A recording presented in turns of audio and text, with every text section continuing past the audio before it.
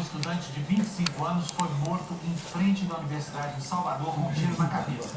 A polícia investiga se o crime foi motivado por vingança. O rapaz era filho de uma delegada. O estudante de administração Jair Rosado Oliveira, de 25 anos, foi morto com um tiro na cabeça em frente à faculdade onde estudava. Ele estava com o carro parado em um semáforo quando foi abordado por bandidos. Testemunhas disseram que o homem que atirou no estudante saiu de um carro preto que estava parado no mesmo semáforo. Logo depois, por volta da meia-noite, 4 suspeitos foram presos em Salvador, na região metropolitana de Salvador. Eles estavam com as mesmas características descritas por quem viu o crime. A polícia ainda não confirmou entre os suspeitos e o assassinato. Para de jogar as coisas. Você é bobo? Não foi acordar ela. Não, não é assim que acorda a criança, bem. Já que o rapaz é filho de uma delegada da cidade. Os bandidos podem ter cometido o crime por uma possível vingança. No velório, a família, muito abalada, não quis falar com a imprensa. Deixa ela dar uns 15 minutos. Agora uma tragédia. Opa!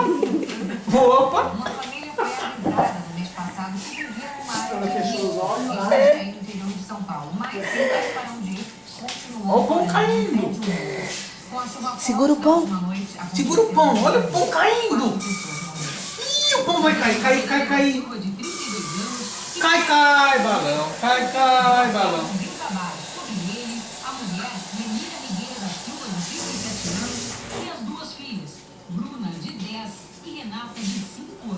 Tentei fazer o que podia, todo mundo tentou tirar a lama, tirar o barro, tirar os escombros, mas era uma coisa que não tinha mais muito o que fazer. Segundo os moradores, em dezembro, a Defesa Civil esteve aqui no local e avisou a toda a comunidade sobre o risco iminente de desabamento. Mas, assim como todos que vivem aqui, a família que morreu soterrada nesta casa não tinha para onde ir. Por isso, decidiu ficar no local e pagou com a vida. É uma área de risco.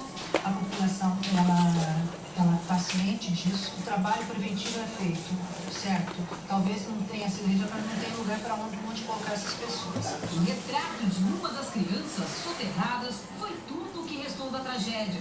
Os corpos foram resgatados depois de 4 horas de buscas.